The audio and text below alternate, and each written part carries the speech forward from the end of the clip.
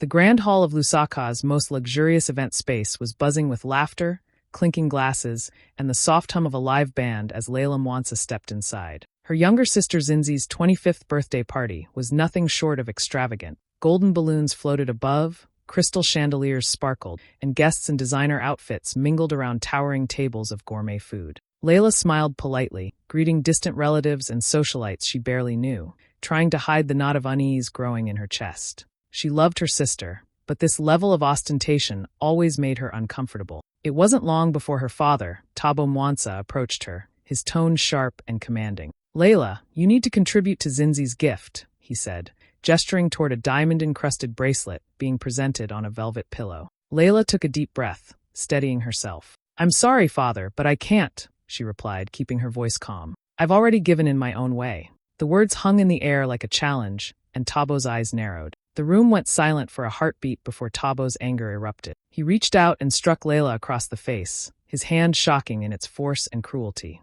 Gasps filled the hall, some guests frozen in disbelief while others whispered behind fans and hands. Layla felt her cheeks burn with humiliation, but she did not cry, did not shout. Instead, she straightened her posture, her eyes cold and calculating. Deep inside, a seed of resolve took root. She knew this wasn't just embarrassment, it was a turning point. While the party continued around her, Layla silently vowed that this moment would be remembered, and that one day, the tables would turn. Layla closed the door to her apartment behind her, leaning against it for a moment as the adrenaline slowly drained from her body. The party had been a whirlwind of flashing lights, laughter, and judgmental eyes, but it was the last few moments with her father that replayed relentlessly. The sting of his hand on her cheek wasn't just physical. It cut deep in a way no words could fully describe. She sat down on her sofa, her fingers trembling slightly as she pulled out her phone. Tembo, her closest friend and financial advisor, was the first person she wanted to reach.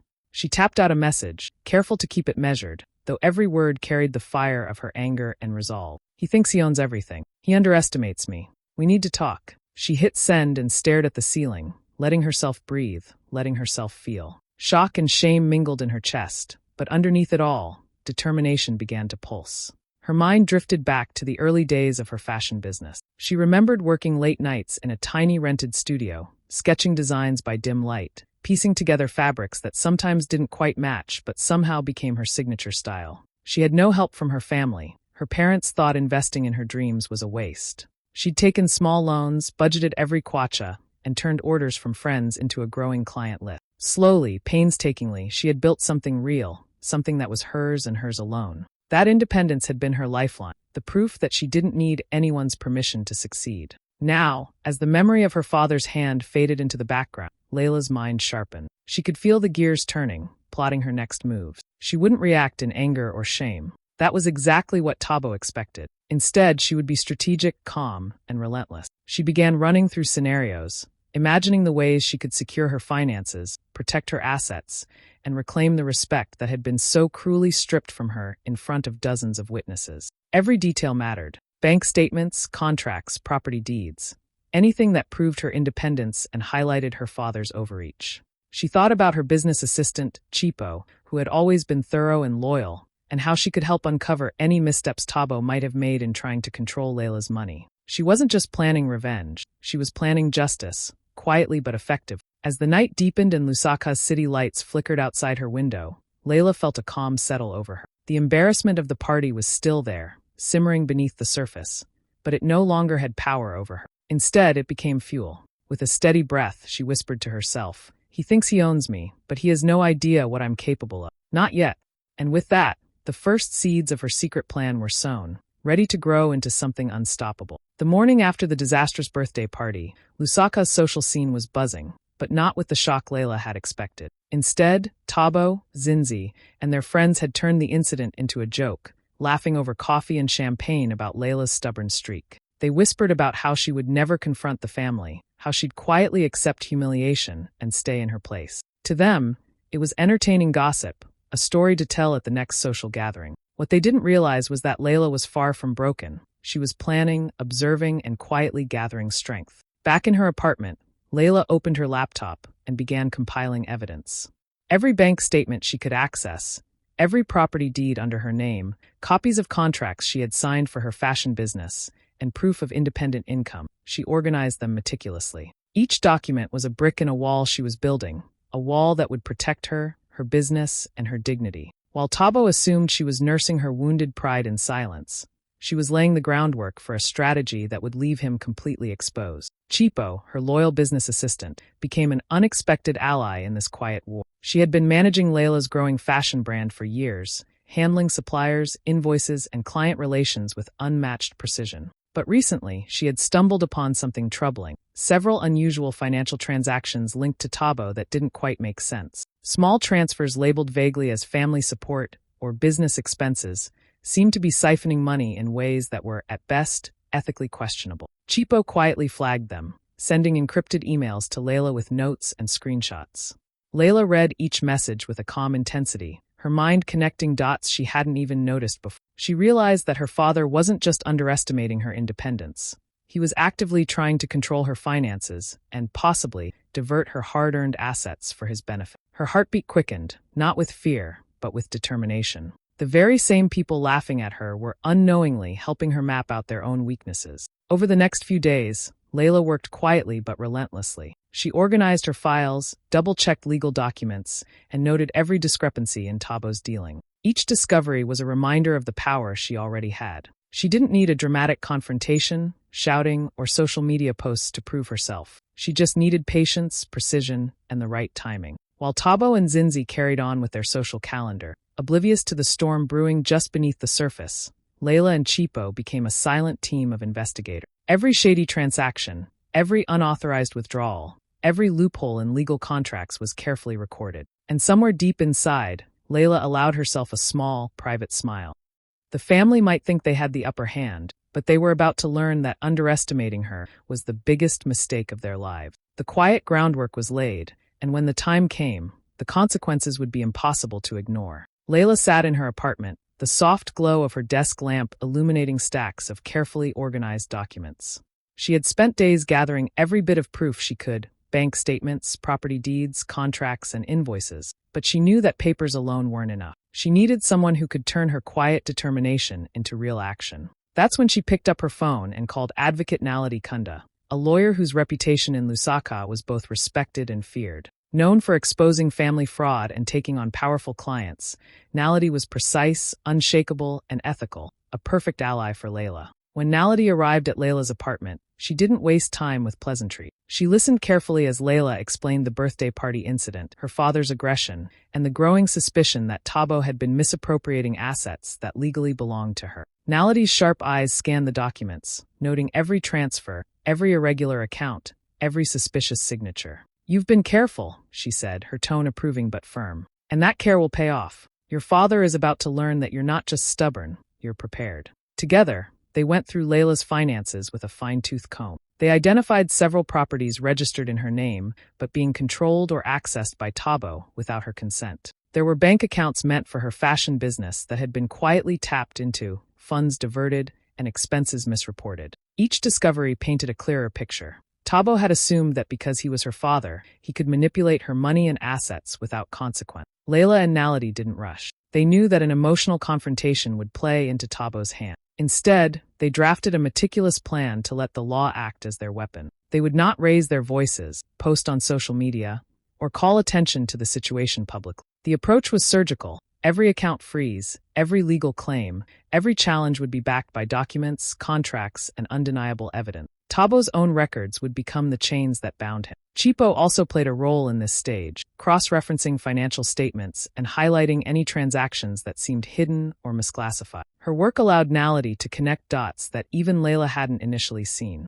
Together, they mapped out a timeline and strategy, ensuring that when the time came, every move was supported, unassailable, and completely legal. As the night stretched on, Layla felt a mix of calm and fierce excitement. She realized that this was her first real strike, not one made in anger, but in precision. The humiliation she had endured at the party had sparked something powerful, and now she was transforming that pain into strategy. Tabo might still be laughing, still thinking he was untouchable, but soon the law and her careful preparation would show him otherwise. Sitting back in her chair, Layla whispered to herself, "This is just the beginning." And for the first time since the party, she felt completely in control. The first signs of trouble appeared quietly, almost politely. One morning, Tabo tried to authorize a routine payment for one of his business deals, only to be told the account was temporarily restricted. At first, he brushed it off as a banking error, but then another account stalled. Then another. Funds he had been using freely, without Layla's permission, were suddenly out of reach. Phones started ringing,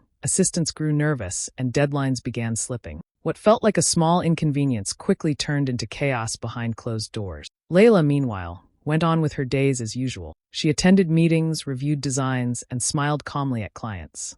Each account freeze had been done legally, quietly, and with proper documentation. No drama, no public announcements, just clean, lawful action. She knew exactly which accounts her father had been accessing and exactly how to lock them down. Watching the process unfold felt strange, not thrilling, not cruel, just necessary. Tabo didn't take long to show up at her door. His voice was raised, but carefully controlled, the way it always was when he wanted to appear reasonable. He talked about family, about sacrifice, about how much he had done for her. He reminded her of her childhood, her education, and all the ways she supposedly owed him. Layla listened without interrupting, her face unreadable. When he finally paused, expecting guilt or fear, she simply said, "Everything I've done is legal." That was it.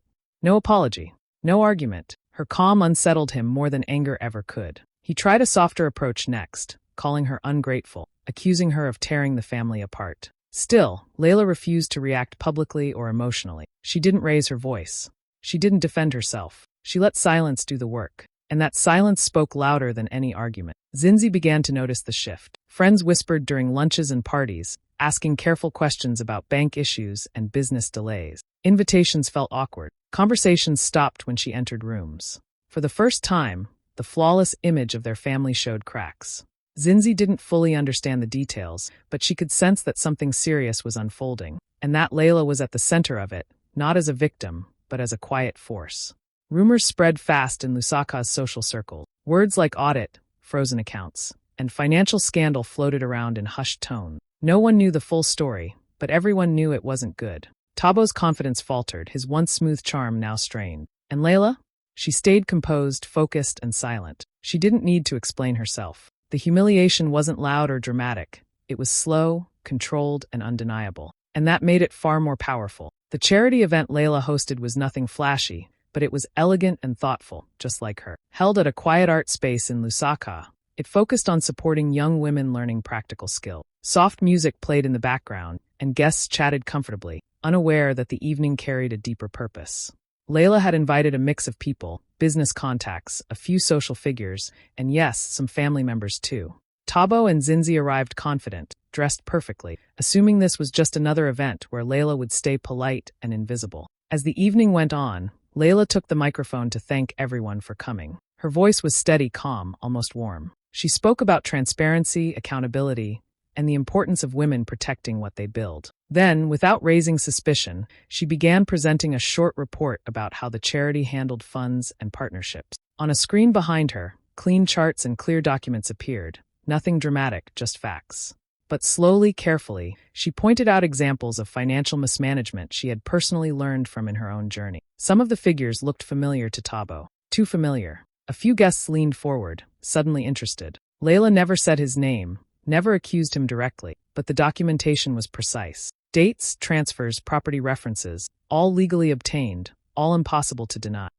She explained how money moved without consent, how assets registered under one name were controlled by another, and how the law viewed such action. Her tone never changed. No anger, no bitterness, just clarity. Tabo's face tightened. Zinzi looked around, confused at first, then uncomfortable as whispers started spreading through the room. People exchanged looks, silently connecting dots. A respected businesswoman asked a careful question. Another guest followed up.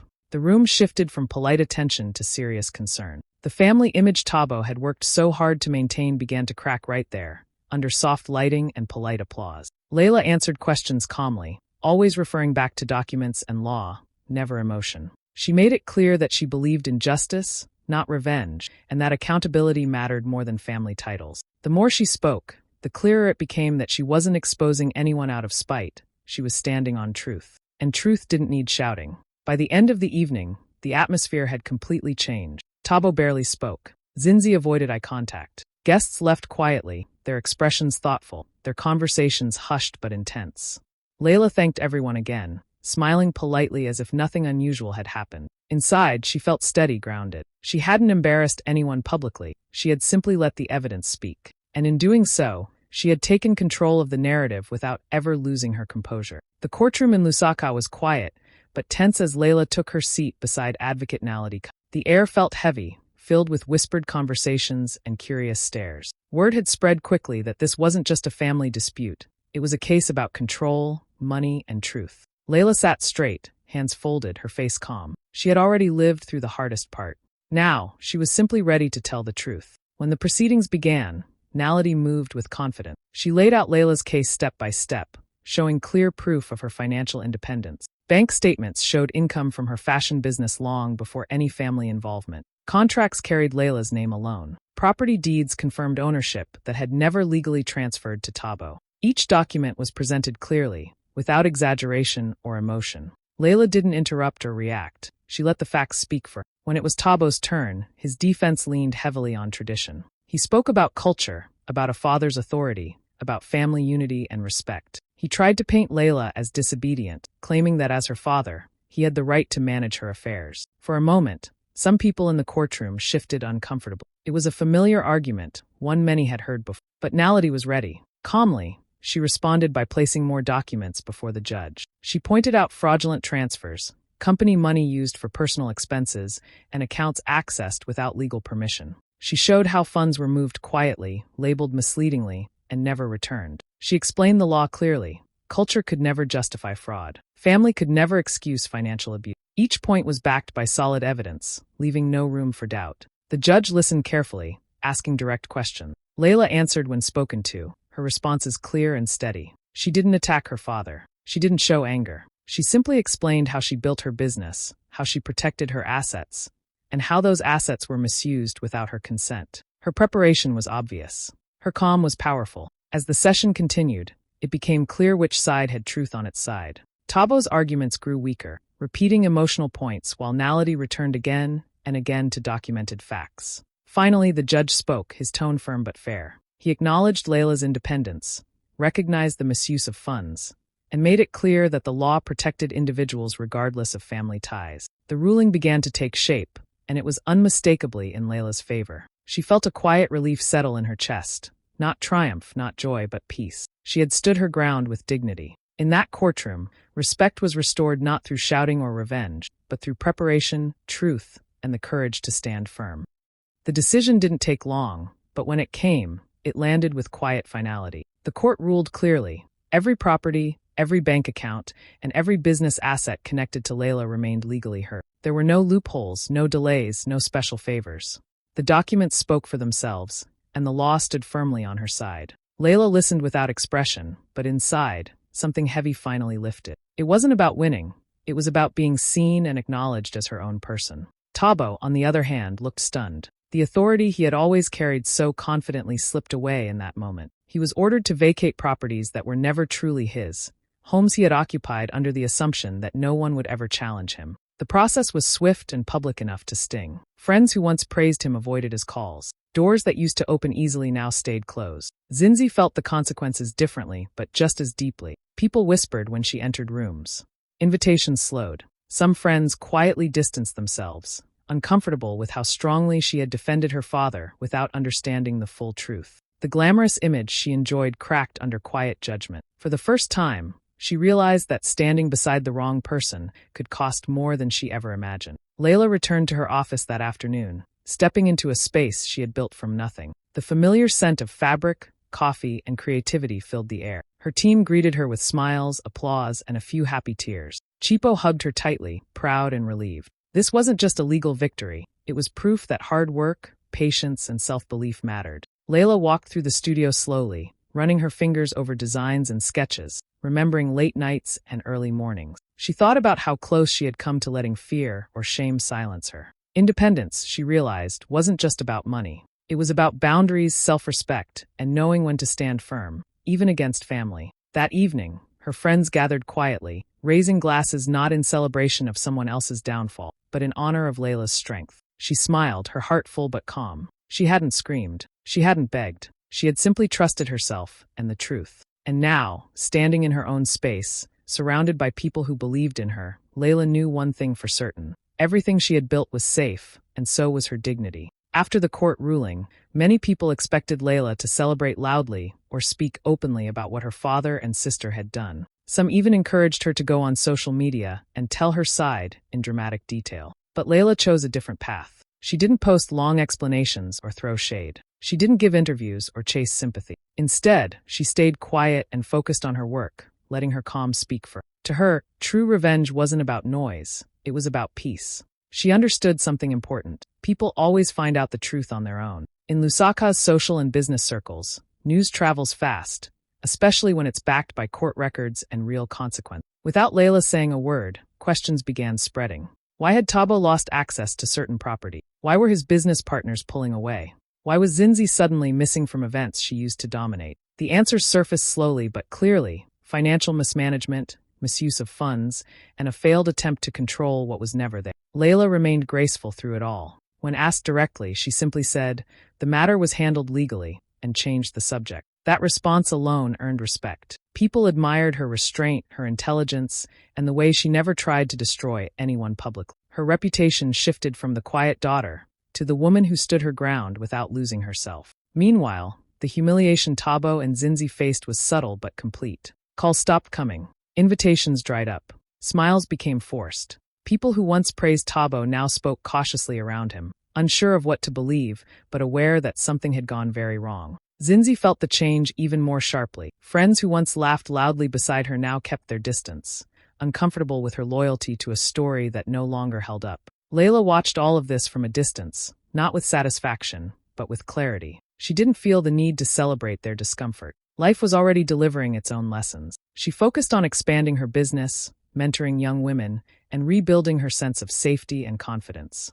Her success spoke louder than any accusation ever could. In the end, public opinion settled naturally. People admired Layla's calm strength and questioned Tabo's actions without her prompting. The balance shifted without drama, without shouting, without cruelty. Revenge, when served calmly, didn't leave a bitter taste. It left space for healing. And in choosing dignity over destruction, Layla proved that the most powerful response is sometimes simply to rise, quietly and confidently, and never look back. Life didn't slow down for Layla after everything settled. In fact, it moved forward in the best way possible. Her fashion business grew faster than ever, opening new partnerships and reaching clients beyond Lusaka. But what mattered most to her wasn't just profit, it was purpose.